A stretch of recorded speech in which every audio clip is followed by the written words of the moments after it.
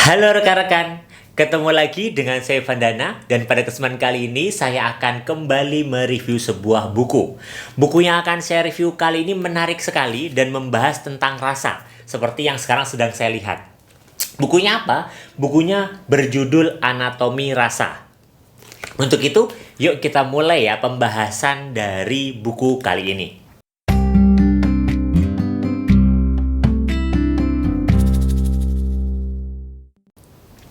Ini kalau ditanya ke saya gitu ya, ini tuh buku tentang apa sih?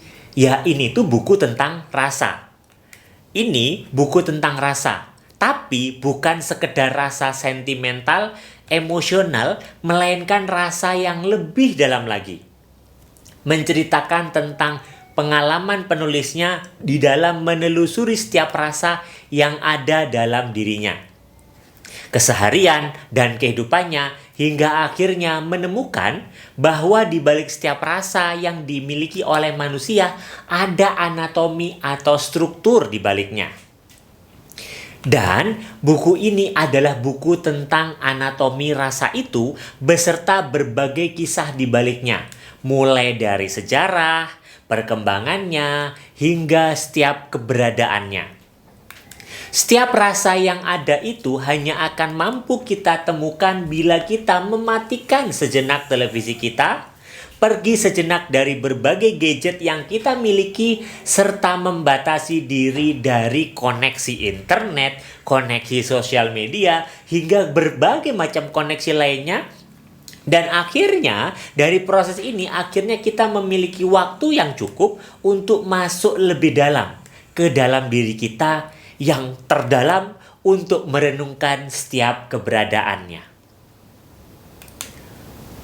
Mungkin sebagian rekan-rekan kemudian penasaran, setiap keberadaan seperti apa sih gitu?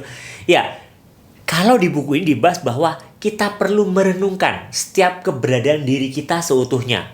Bukan sekedar diri kita yang menuntut kepuasan-kepuasan dengan objek sesaat, kesenangan sesaat, melainkan kepuasan dengan memahami diri kita yang terdalam.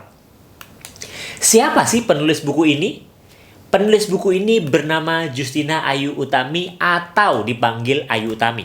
Lahir tanggal 21 November tahun 1986 yang berprofesi sebagai aktivis, jurnalis, dan juga sastrawan berkebangsaan Indonesia. Ia besar di Jakarta dan menamatkan kuliah bahasa Rusia di Fakultas Sastra Universitas Indonesia. Ia pernah menjadi wartawan di majalah Humor, Matra, Forum Keadilan, dan DNR. Mungkin sebagian dari rekan-rekan kemudian penasaran, seperti apa sih gambaran isi bukunya? Secara umum, buku ini akan dibagi ke dalam 3 bagian besar, yaitu yang pertama akan membahas tentang sebuah rasa. Di bagian pertama tentang rasa ini, penulis akan memberikan gambaran konsep rasa dalam alam pikir Jawa melalui berbagai etimologi, kesusastraan, praktik, dan juga kesaksian yang nyata dan pernah terjadi di dalam sekitar kita.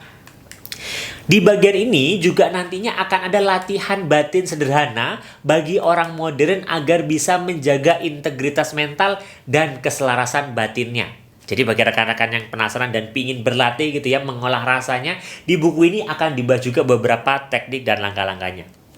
Contoh bagaimana sih latihan sederhana itu?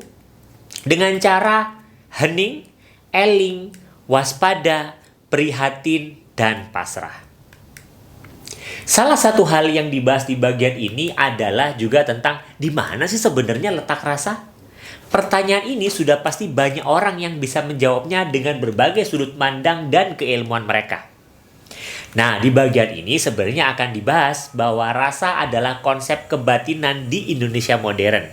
Hal ini terutama karena orang-orang Jawa mengembangkan konsep rasa ke tatanan falsafah dan spiritual, bahkan sampai saat ini. Itu kenapa di beberapa aliran kebatinan di Indonesia banyak menekankan ajaran tentang bagaimana mengolah rasa di dalam diri kita. Bagian kedua akan membahas tentang religi. Di bagian kedua ini akan membahas dan menelusuri perkembangan kata dan konsep rasa dalam konflik dan dialog dengan agama dalam perjalanan sejarah Nusantara. Ini terutama menarik karena konsep rasa sebenarnya sudah dipelajari sejak sekitar abad ketiga sebelum Masehi dalam Traktat Seni India Kuno. Maka pembahasan di sini akan banyak bercerita tentang sejarah di Nusantara, terutama kaitnya dengan rasa dan religi yang ada. Salah satu contohnya adalah akan dibahas pembahasan tentang Punakawan, Sudha Mala, Sutasoma, Hanacaraka, hingga Pancasila. Bagian ketiga buku ini akan membahas tentang rasio. Di bagian ini membahas detail tentang tantangan terbesar dalam mekanisme rasa di dalam diri kita, yaitu adanya pemikiran-pemikiran modern, yaitu rasionalisme yang awalnya berkembang sangat maju di Eropa dan disebarluaskan ke seluruh dunia melalui sains dan teknologi. Pembahasan akan dimulai dengan kisah keempat sarjana barat yang berjasa dalam menulis secara ekstensif tentang rasa dalam masyarakat Jawa. Salah satu ceritanya adalah betapa rasa merupakan sesuatu yang sangat penting bagi masyarakat Jawa. Rasa bukan hanya alat atau mekanisme untuk berhubungan dengan orang lain dan dunia di sekitar, melainkan rasa juga merupakan tujuan.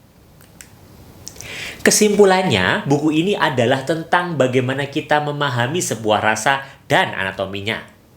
Lebih jauh lagi, rasa merupakan cara dan tujuan itu sendiri. Rasa adalah cara mengalami dan memahami dunia. Di sini, pemahaman didapatkan dari mengalami dan menghayati, bukan dari teorisasi, konsep, dan pendefinisian. Maka bagi Anda yang sering kali kesulitan mengelola rasa dalam diri, barangkali buku ini dapat menjadi media untuk kita mulai melakukan eksplorasi dan memahami rasa di dalam diri kita lebih baik lagi. Dengan pemahaman yang lebih baik tentang rasa, tentunya kita akan jadi lebih mudah dalam mengelola setiap dinamikanya agar tetap positif dan selaras dengan tujuan yang ingin kita capai di dalam kehidupan kita.